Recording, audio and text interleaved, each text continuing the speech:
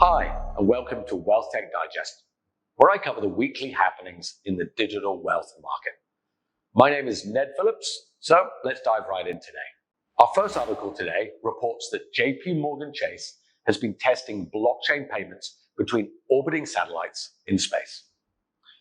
The goal of the project was to demonstrate how digital devices might use the technology behind virtual currencies for transactions. JPMorgan CEO Jamie Dimon is well remembered for his Bitcoin comments likening them to trash.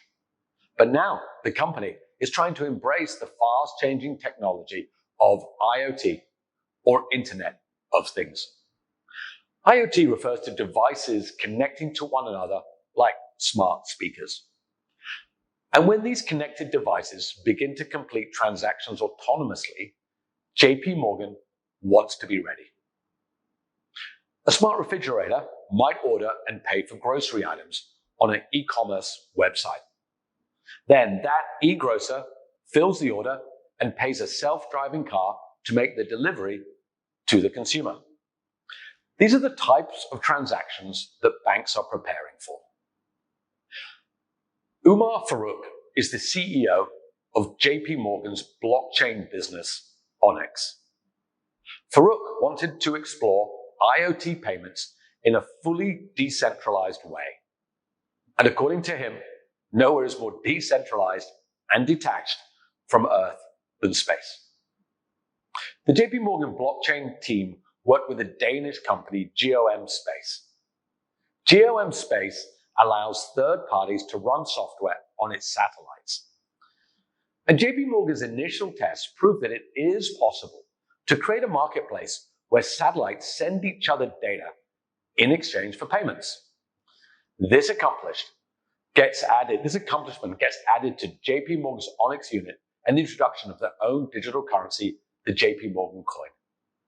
Combined, these moves tell us that JPMorgan is committed to embracing a digital future. Our next article today warns that new EU finance rules are rolling out to battle greenwashing. The term greenwashing refers to market participants who talk up their environmental credentials but don't actually follow through with action. To combat this, the EU has introduced the Sustainable Finance Disclosure Regulation, or SFDR for short. The SFDR covers any entity or financial product regardless of how they are marketed. And there are explicit rules for reporting at both the product and company level. The new regulations have many goals. Top among them is the commitment to drive €1 trillion into green investment over the next decade. The new regulations also seek to iron out inconsistent climate-related data currently provided by financial market participants. And last but not least, the SFDR aims to give firms with genuinely sustainable products an edge over their competitors. Demand for ESG investments jumped last year, driving a 29% increase in assets under management. ESG funds now sit at $1.7 trillion, according to asset manager industry tracker Morningstar. And as of now, all funds must disclose how they factor sustainability risks into their investment decisions. Funds that promote environmental, social, or sustainability objectives are now required to explain them. This information is to be made clear both on company marketing materials as well as on their website. And it must include clear objectives and how they plan to meet them.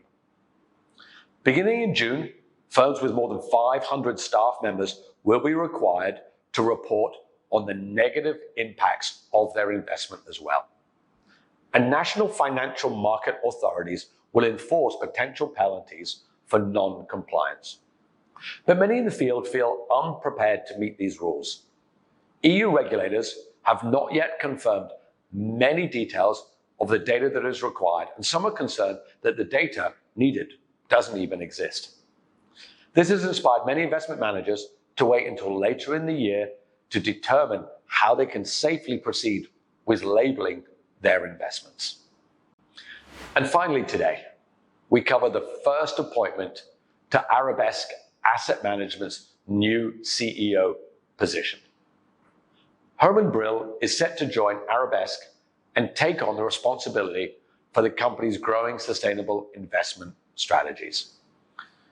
Arabesque is using artificial intelligence to drive these investments, including its new net zero climate strategy. According to George Kell, chairman of the Arabesque Group, a more sustainable financial system is starting to emerge. At the heart of this new system are technology and digitization, and they are shaping the future of ESG investing. Kell says that he is thrilled to welcome Brill and his experience with successfully developing and implementing sustainable investment strategies. Before joining Arabesque, Brill will finish his tenure as CIO of the United Nations Joint Staff Pension Fund. That fund manages over 80 billion in assets and has gone a long way in preparing Brill for his new role at Arabesque. Thank you for watching Wealth Tech Digest. My name is Ned. I'm the CEO of Bambu. Over 300,000 people are achieving their financial goals using Bambu's One Easy platform to help streamline portfolio management. If you'd like to join a panel discussion with other industry leaders, reach out to me via LinkedIn or ned@bambu.co. Thank you as always for watching and look forward to seeing you on the next episode. Thank you.